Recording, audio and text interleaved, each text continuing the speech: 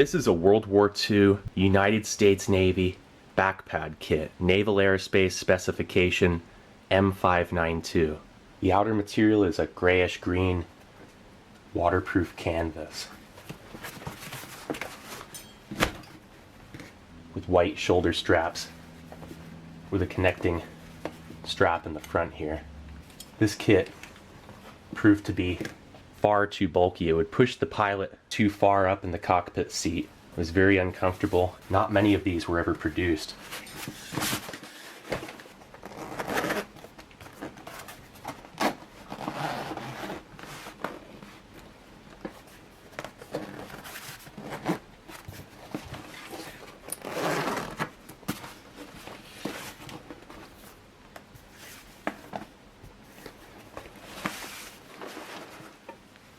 This kit has a little bit of everything, so we're going to check this out. First, starting off, got some standard gloves, all-purpose. These are pretty heavy duty too. They're not cheap. Everything smells like leather and some kind of industrial glue. Even though this is cloth, it actually smells like leather. These snaps, you don't want to unsnap old historical stuff. You just kind of work it from under it. Because if you unsnap these, they'll just rip. I've seen it before. This right here, it almost feels like it's a waxed paper. Look at this. It's original mosquito head nut. Naval Aerospace Specification M-565.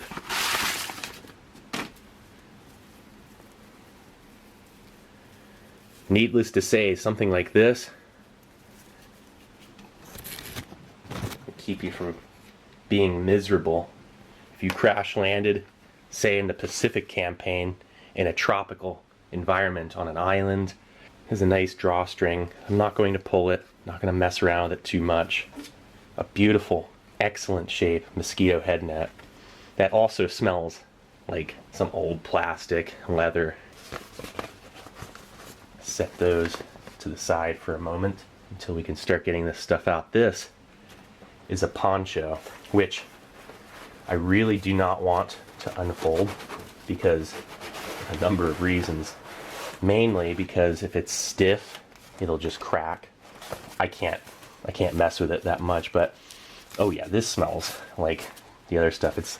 Go into an Army and Navy store, like a good one that still has old militaria, not like one of those ones where everything is the repro made in China stuff. Go into a good Army and Navy store and give some of that stuff a whiff.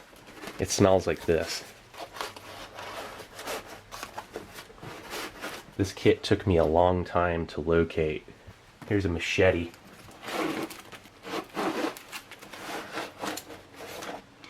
This thing is still wrapped. You can appreciate its immaculate condition. This part comes off. It's a blade protector. Look at that thing. Case. It's a nice compact fixed blade machete. That wood grip, everything's just so sturdy with a leather strap at the end that's still intact and not brittle. 90% of the time when you find these kits, they're empty, completely empty. A signal mirror and log. It's wrapped in a foil lined craft paper. I believe there could be some kind of cellophane or something in there as well. Look at that. Having this stuff intact. Look at this. Morse code. Wonder how many of these are left in existence. Not sure how far you could actually see something like this.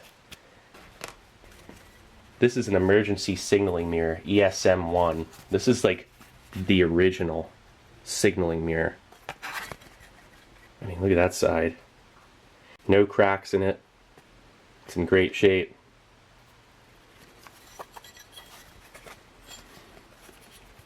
This is actually one of the more common items in this kit. Look at that beautiful lanyard. Braided. I mean, you could use that cordage for a multitude of purposes. Holding the side of the mirror a few inches from your eye, face it halfway between the sun and the rescuer. You'll look through this. If sun shining through cross does not fall on your person, Intercept it with other hand or surface. Tilt mirror so as to see in this round reflector the image of the bright cross thus formed. Gotta love the wording on that. While sighting rescuer through center of cross, tilt mirror to direct bright image back through cross. Signal is now aimed directly at rescuer. Practice sweeping horizon with aimed beam, even if no rescuer is in sight, as mirror has range up to 10 miles. General Electric Company.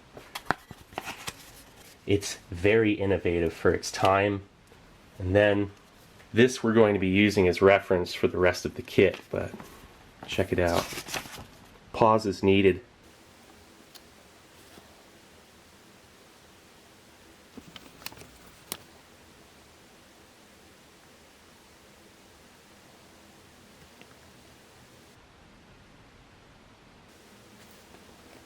And that's right, this here, it's a reversible poncho. You could wear it to where if you want to be concealed from the enemy or whoever, you wear it to where that blue is facing out. Or if you want to be rescued and seen by your fellow man, you wear it to where that yellow is facing out. And this will protect you from saltwater splash. It can hook to your raft.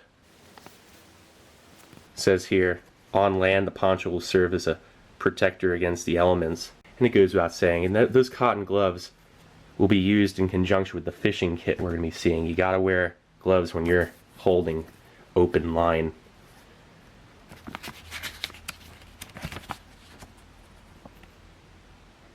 Now this is fascinating reading right here. Now skip through this if you don't want to check this part out.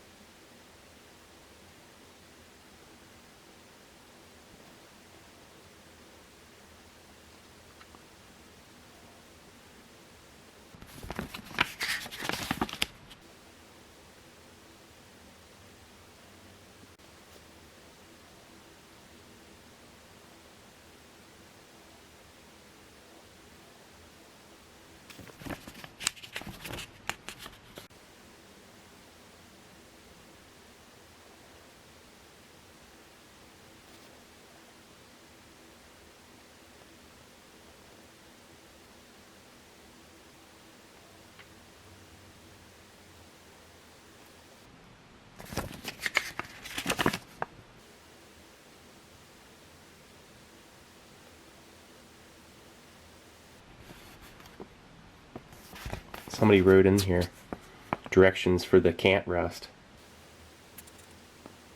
which is a corrosion preventative.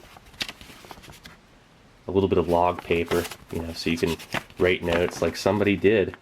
I wonder when that was written. Absolutely fascinating. Alright, so then the burning glass.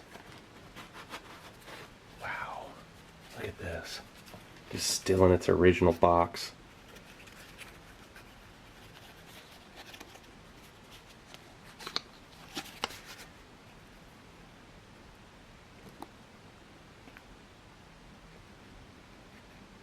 This will be essential for helping you start a fire, not having to rely on matches and things that are going to get wet, potentially, or damaged, or a limited amount. So this is going to be the first layer we examine. Then we're going to be opening it up to the next section. Look at that. Again, I don't keep any of these snapped. And here's the reason why. Look at this one. I didn't do that. Somebody else did that. I wouldn't have pulled this. Actually, I learned my mistake from an old first aid kit like 5 years ago. It was a rollout kit, and I broke 2 snaps on it. They just tore. Anyway, you can see there are a couple items that are actually missing. There was a whistle, another part of this 3-pouch first aid kit. Again, craft foil lined paper. Look at this. I mentioned one part of this is missing. Naturally, that part's the one with the morphine syrettes and iodine swabs and a 4-inch compress bandage, but that's alright. You want to wiggle it out from under because otherwise you'll tear these like this here. Before I go further with that, let's get a close-up of everything. Sunburn ointment, a little match safe, sharpening stone. We got rations. That pouch right there will be, that's something that's really cool. canned drinking water, which I will not be opening. My apologies. It's just this M627 one-man fishing kit was a rollout kit initially that stretched up to here. It was in a pouch just like this one. We'll be explaining that shortly, but this right here, we'll be evaluating this, and I will also be showing another kit in the middle of this review that gives everyone a great idea of what was originally in this kit. This kit had replacements in it. I believe that the M575 Imperial jackknife was replaced by this jackknife. This one was part of a C1 survival vest. Look at this thing though. I think this is more useful. Pretty incredible. Look at this. You could do a lot with this thing. I mean, gathering firewood, all purpose. You could fillet fish, of course. But look at that. That's not messing around. Some real character patina to that thing. Oh yeah, that's right, the first aid kit. This right here. Gotta be pretty careful with this stuff. This is a pack of sulfadiazine. This is to treat infection. An infection preventative. It's like old school antibiotics. Warning, this drug may cause severe toxic reactions and irreparable damage. Follow directions on back of box until medical attention is available. Directions. When wounded or severely burned, take the contents of one envelope, 4 tablets, at once. Tablets may be chewed thereafter. Take 1 tablet only every 4 hours. Warning, to be used only as directed above. Yeah, otherwise you'll have toxicity. And, like they said, irreparable damage. That's really something. Now, look at that. That's beautiful. I'm sorry, I get excited about the weirdest stuff. Alright, so 2 tubes of burn treatment, boric acid ointment, and 4 strips of seasickness preventative. Scopolamine hydrobromide. I'm probably not saying that right at all. I've never heard anyone pronounce it. Look at this.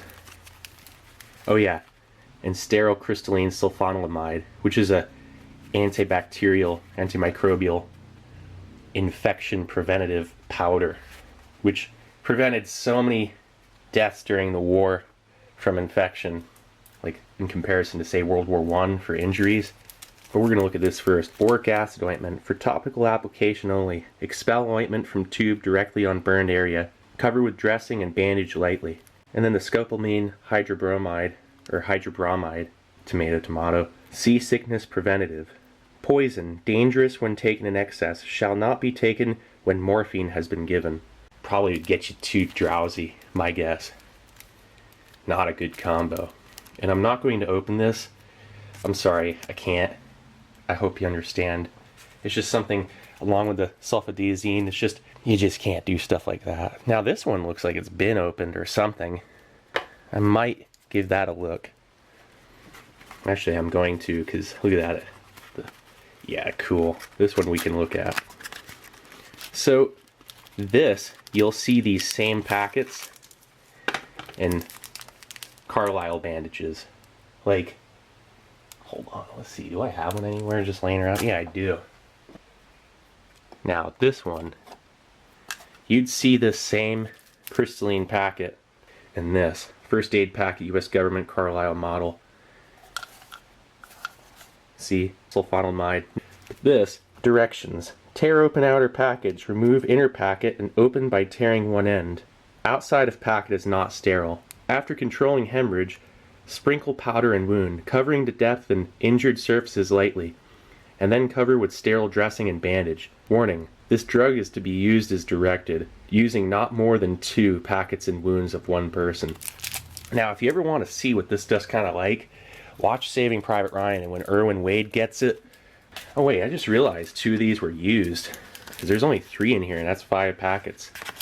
Yeah, watch Saving Private Ryan, and when the tragic scene in the middle of the movie with the medic, you know, he gets it pretty bad, but they're pouring these packets all over him. And if you want to see those things, like, used kind of wrong too. You're not really supposed to use it that way. You're supposed to wait after controlling the hemorrhage. So then you put this on. So those poor guys were trying to treat the medic and they didn't know what they were doing. So there's the sulfonamide and burn treatment and seasickness pills. Seasickness pills, imagine you're out at sea, you're on a raft, you got this thing and you got your para-raft kit, which, I'm sorry, I don't have a para-raft kit. Eventually I'll find something like that and I'll be able to present it here. Let's move over to this bottle of Can't Rust, with a K, Can't Rust. You can't get it out either. So just look at it there and enjoy it for what it is, which is, it's a rust preventative, and I cannot remove that. I don't even want to touch it. Looks like somebody taped it up because it was leaking, which that was nice. It's far too flimsy by this point, but we can check this out, hopefully. There we go, just slid right out quite easily. Oh, cool. Look at that. You get a compass at the end of your match case. It's pointing right where north is at. This way. Yeah, you have that burning glass, but the matches, wow. You know, you only have so many of them. It's a sure thing. It's like a purple, almost dark periwinkle color with a red tip. I've never seen matches like that before. This might have been where the striker was. Down at the bottom, I think it's kind of worn off. You have a US marked on the bottom.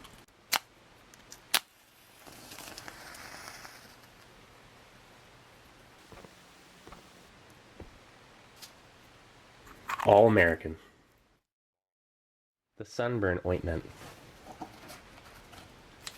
It's like an interesting canvas outer pouch here.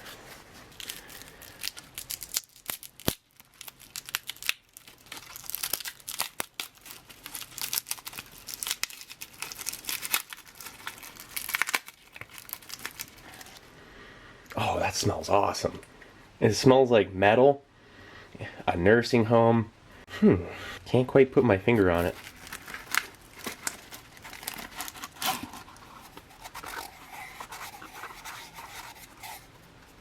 Look at that. Naval Medical Research Institute sunburn ointment, 3.6 ounces net. Directions: apply thin layer for treatment and prevention of sunburn, for external use only. Wow, look at that. Ooh.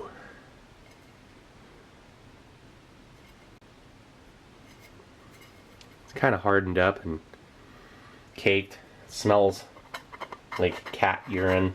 Cool. I'm gonna set that there. Set that back like that for a moment. Set these out as well. Unfortunate we don't have that last part of the first aid kit, but again, that's the number one looted part of this. Somebody back in the day was having some fun with it. Okay, or it was used, you know, it was actually used for its purpose. You never know. So then this.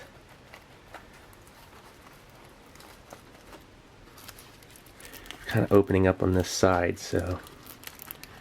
Oh, look at that.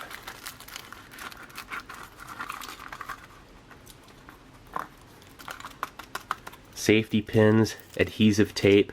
What's that in the center? Safety pins are all purpose. That's great for holding a bandage in place. You can hang up your clothing, heat up the end of one of these, and you can pull some ticks out. That is an all-purpose survival item. So what is this? These are salt tablets, which I am not going to unwrap. My apologies. They're just white tablets. There are 8 salt tablets, and that is to replenish your sodium, to prevent dehydration, and what a great little spot to allocate them. Also, according to the instruction booklet, you could crush up those salt tablets and use them for the removal of leeches. Let's move to the next item. You get 3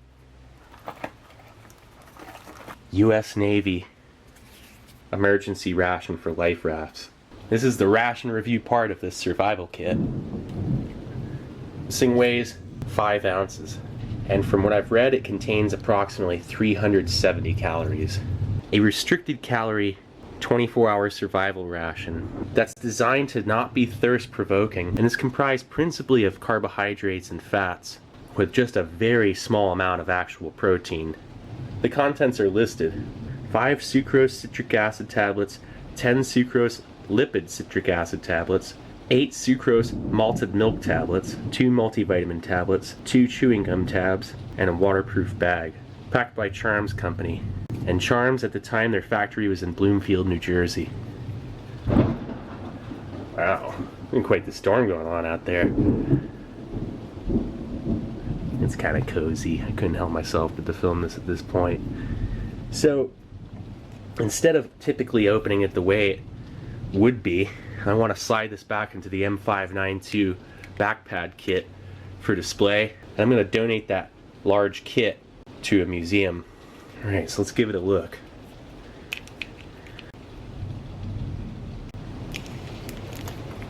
Nice little hiss.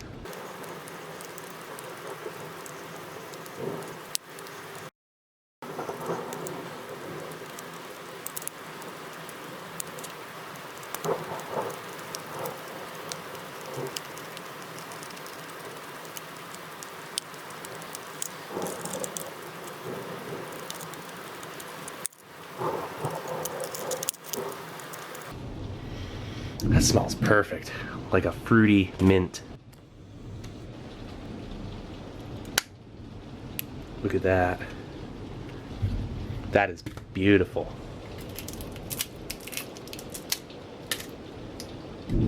They allocated every bit of space so properly. Look at that, one single tablet. Otherwise there would have been a little gap of space.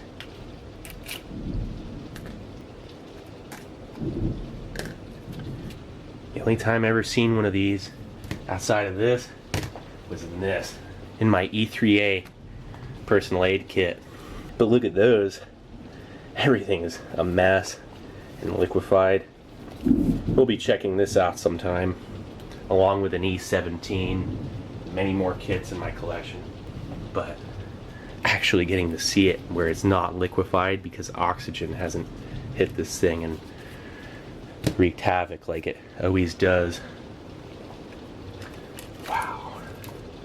Look at that. There's your sucrose lipid citric acid tablets. So there's your fats and carbohydrates.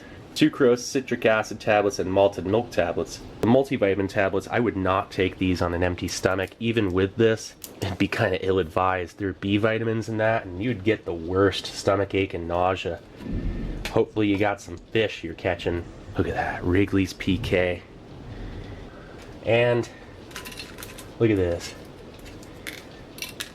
Paper clips to close off this bag here. For unused portions of rations, insert ration components, fold down, flap tightly, and secure with clips. And you know, if you're out at sea, the last thing you want happening to this stuff is you get splashed by salt water. Something like that could poison the contents with salt, which then would dehydrate you. You don't want to get splashed with salt. You want to wear that poncho. Look at that. There you go. That's the way to do it. I mean, it's a little jagged, but for display back in this kit that I have, that's perfect. So there it is, the original Life Raft tablet ration. Alright, so let's get this out onto a tray. Nice. Okay, so we're going to first start off with the blue pack.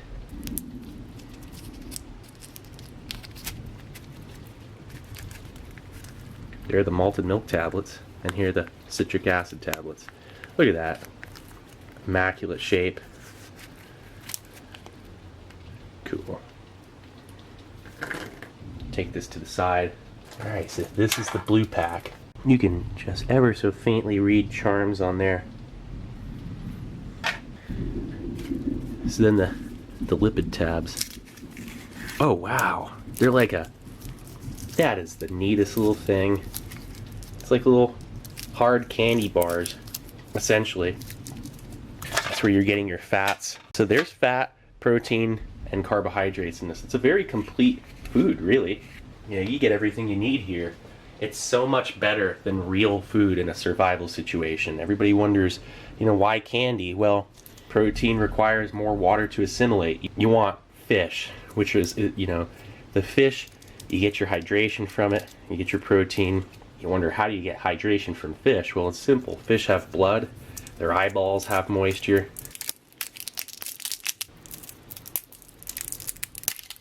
Here we go.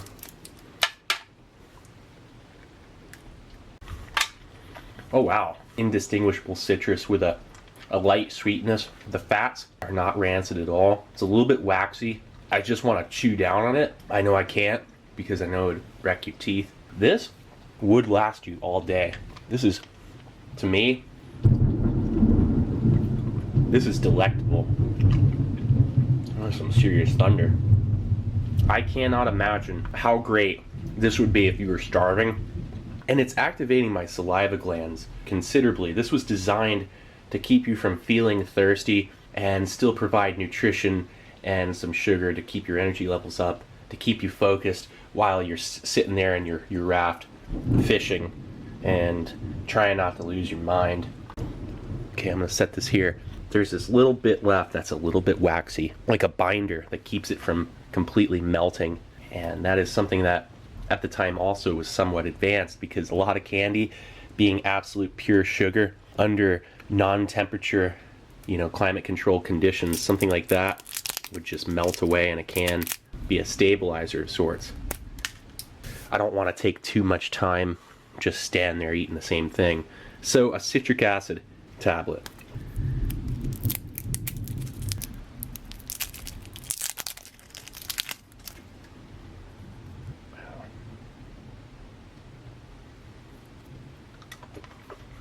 That is incredible. Real candy. I love old candy when it's perfectly preserved. Like, look at the little speckled bits. It's like flavoring of some sort. This tastes like a very natural pineapple extract type flavor. It really does. It tastes like a pineapple and orange. I'm gonna set this over here for a second, and we're gonna go to the next one. I want to enjoy that. I can't just stand here. It's gonna make this video go along forever. I promise you folks, I'm eating all this. It's just, again, you can't film all that. It's just going to be redundant. No way I'm wasting any of this. Okay, I don't enjoy this one quite as much. Now this just tastes like straight orange with a slight, maybe cherry flavor. Both like a multi-fruit flavor, like dimensions of fruit flavor, not just one linear flavor of fruit. This is the real deal Charms candy, the kind that Charms isn't as good as it used to be. And heck, this ration's actually still made to this day. Here, like this. This one, well, this one's 2008, 206th day. But look, right? It's still made to this day. Now you get twice as much gum, and instead of all these cool tablets, this one's just solely Charms, gum, and I got a bunch of these, so don't worry. Well, I used to. I gave a lot of them away. I only have one left. Whoops. Okay, and then this. See, this food in this survival pack will be beneficial even when water supply is limited. When consumed in one day, these foods will maintain survival efficiency. Do not get items wet, and keep unused items in bag. And you get this little drawstring. This was the thing that was added first in 1950. And you close off the top, even though that's a ridiculous addition to this because you could just fold this over. But Charms, and this here is like a really light cinnamon gum, and this is just a peppermint, both actual real sugar. But the Charms nowadays, right, they have all these different flavors, they all taste totally artificial. These are not the Charms of World War II and the Korean War era. These are Charms of modern times, and they're alright. There are more flavors, but they're not nearly as good. Sorry. It's a useful ration that's been in service longer than most rations out there. Actually, it might be the longest serving ration ever made. So let's check out a malted milk tablet.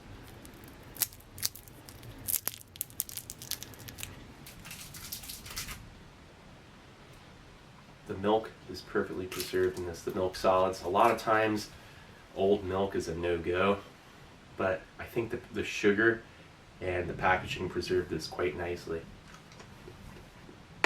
Ooh. Should not have bit on that. Whoops. It's okay. Wait. Yeah, it's okay. Yeah, it's perfect. This, again, You can't chew on them. Well, I am anyway now. Oh wow, that's incredible. Malted milk. It tastes like a vanilla malt shake in the form of a hard candy. Because it's just... Oh wait, that's right, the gum. Whoops. I was going to say, it's kind of redundant just standing over here and eating all this. I'm going to put the rest in this bag.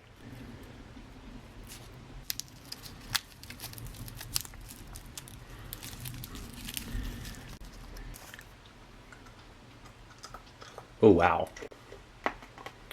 Okay. That's somewhat brittly. This Wrigley's PK, it's the best peppermint candy-coated chewing gum of all time.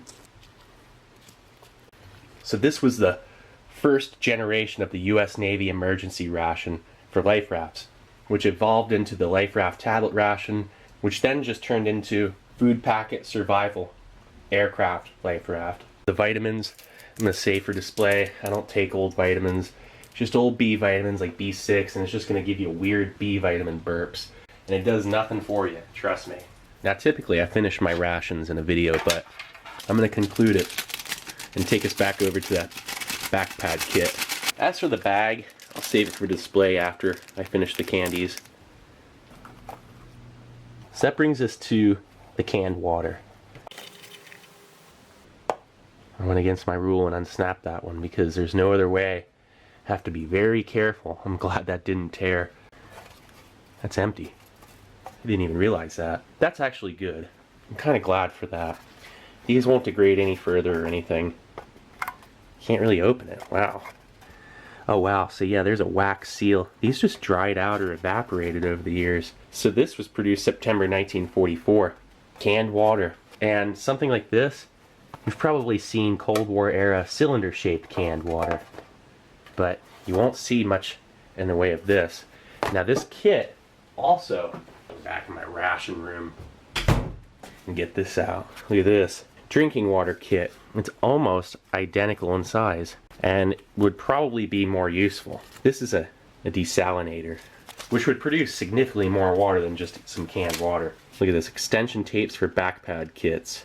These drinking water kits replace the canned water in these backpads, and they're a little bit larger, so they have these snap extenders which match this backpad kit.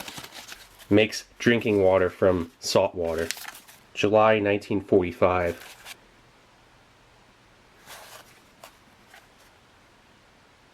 And a much more appropriate space allocation for this kit than say just a can of drinking water that when you drink it, it's gone. I'm going to replace this back in its spot, but not before. I'm going to leave this in place. I'm not going to unsnap it. And I won't unwind it. That right there, it's 25 feet of a 75-pound test of all-purpose line that you could use for endless possibilities of improvising with 75-pound test, 25-foot line, including shelter, fishing, potential first aid purposes. You tie something off. I mean, you could really do a lot with that. But that, snap back into place, never to be unsnapped again. There we go. So then, let's move to the fishing kit. I'm glad this hasn't completely torn, it's just hanging by a couple threads. So this replaced the rollout kit. This is more efficient and contained, keeping things from rusting and getting soaked, because the other kit was just in a little rollout cloth kit, similar to what is inside of this pouch here. This we'll be checking out shortly.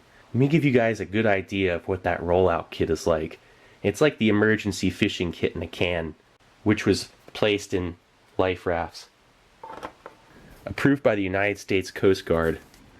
This one was produced January 29th, 1943. This would be placed inside of compartments of a life raft. You would pull it out through here. It's placed inside of the raft, so you wouldn't trip on it, it wouldn't get lost. You know where it was at. It was in a special compartment. So let's check it out. Pull off that key.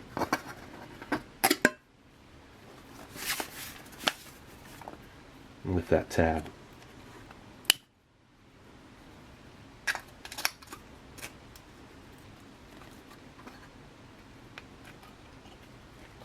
No hiss.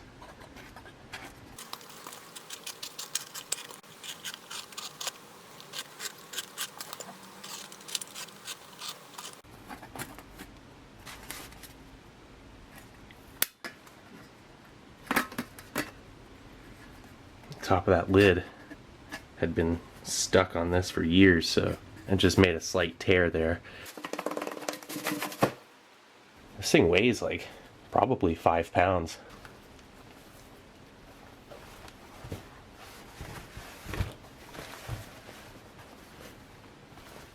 Wow. It was just completely sealed in time. Okay, so you get a pair of gloves because you can't be holding line, especially if you hook a shark with just bare hands, or a large tuna or anything. That line pulled out on just a pair of bare hands, that's no fun. Material construction workmanship, certified quality, BOSS, Bureau of Standards, made in USA, the BOSS Manufacturing Company. So look at this. This is a part of this kit that gets looted out like immediately. You'll see these rollout kits, which actually this thing can tie onto you like an apron.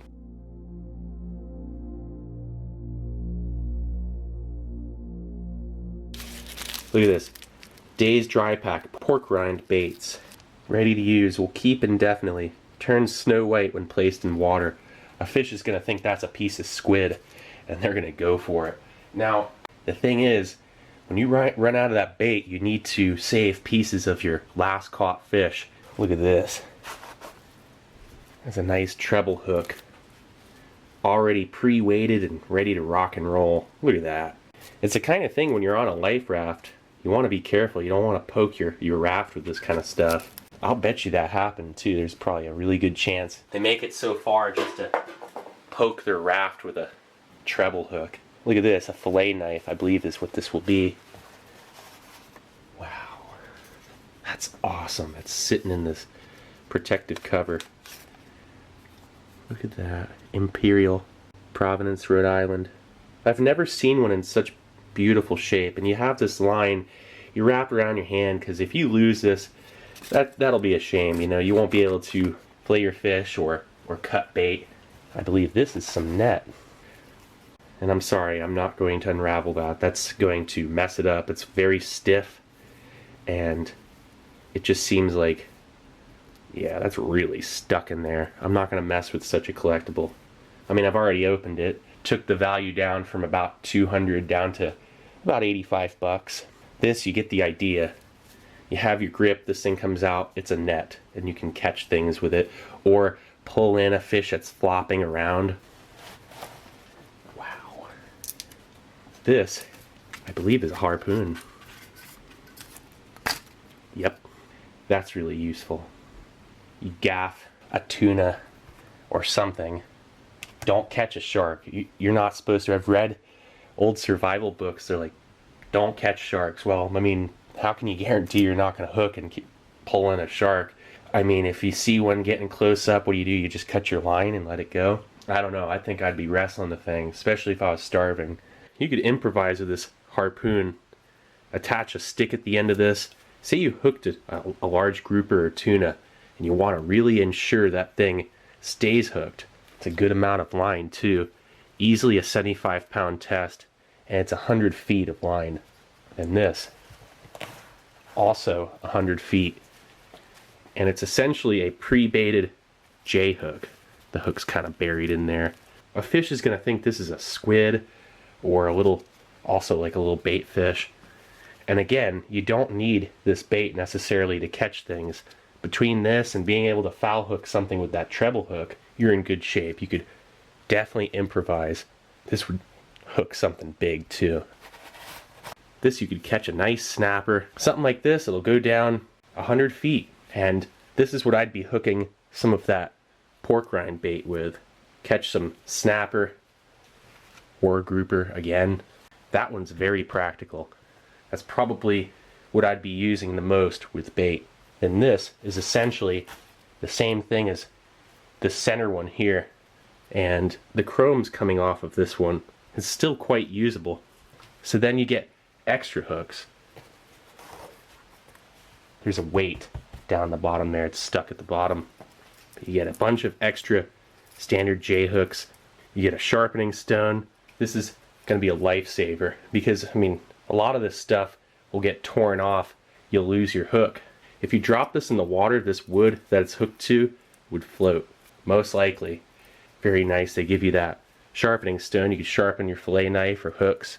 Now this is just a standard, probably 50-pound test, pre-weighted, and just going to leave this in place.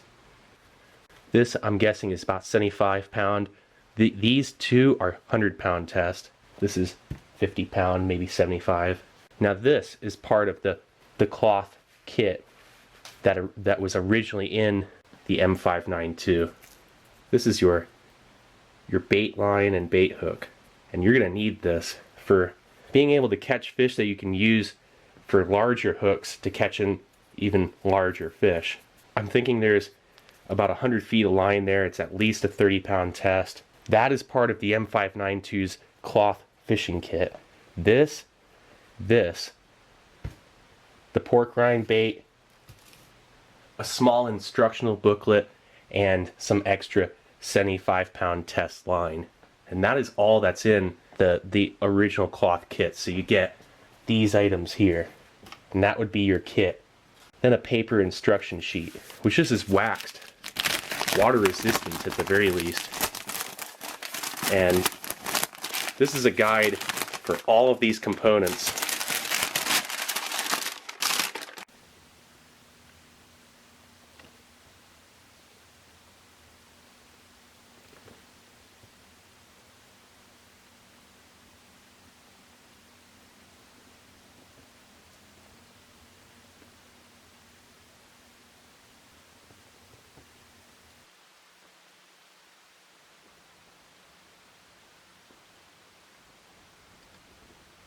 And this gives you a great idea of what was originally placed in that back pad kit.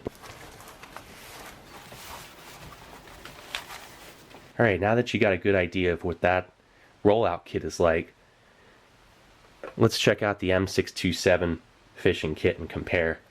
Alright, so here's that fishing kit one-man specification M627. I believe these things were only in that kit for a short while.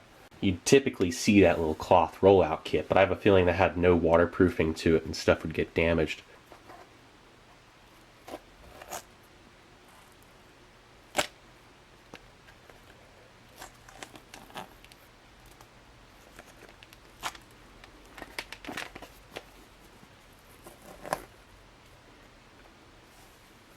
You'd save this tape for resealing the box or for various other improvising purposes.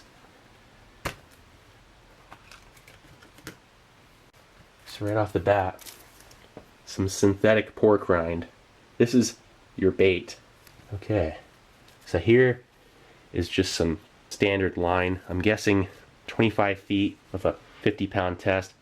Alright, so here are some hooks. Various sized hooks.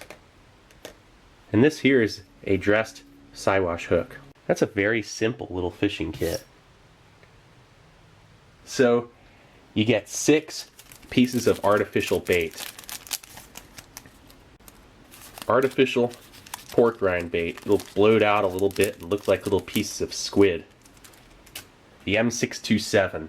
Maybe not as good as the original rollout kit in terms of, catching a larger fish, but for catching more reasonable sized fish and not hooking a huge shark, with these not overly large J hooks, you're going to have a good chance of catching what you need. So now let's move to what's in this pouch here.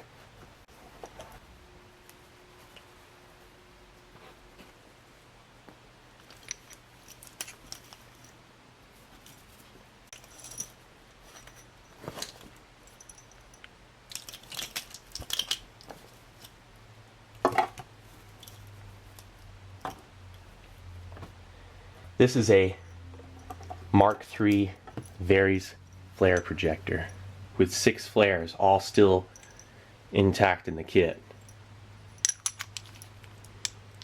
Look at that thing. Waxed flares.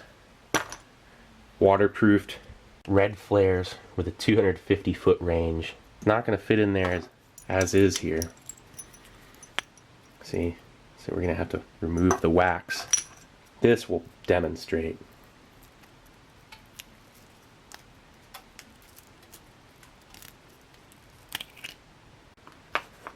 Alright, so I slowly but surely peeled off that plastic layer. This is, check that out, very Mark II red. Look at that. Snap it in place. It's about to be dusk. It won't be so dark out that you can't see it, and you'll still be able to actually see the flare. Oh yeah, I forgot to mention the sharpening stone. This sharpening stone is perfect for keeping your fishing hook sharp, sharpening that jackknife, and even that machete. Alright, so let's check out this Varies flare projector.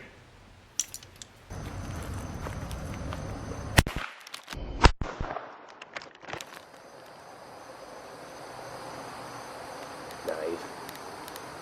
Well, I'm glad it's a wet night. Just rained. 4th of July. Not bad. Well, that was exhilarating. It was kind of hard to keep the camera right on it.